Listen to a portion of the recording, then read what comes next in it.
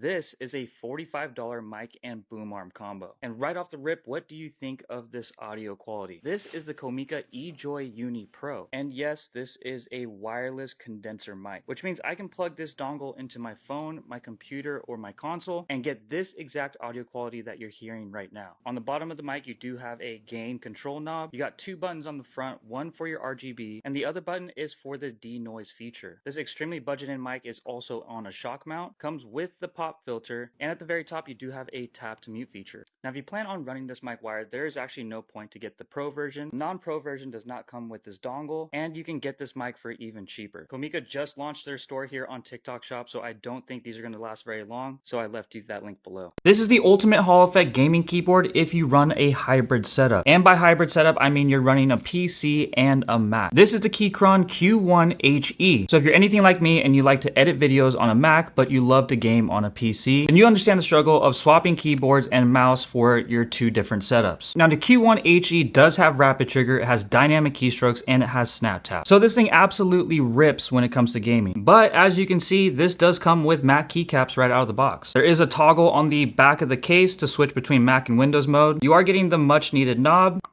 And yeah, this is a full aluminum case. The beautiful gasket mounted structure, and underneath these beautiful keycaps, you are getting the dual rail magnetic switch they call the Nebulas.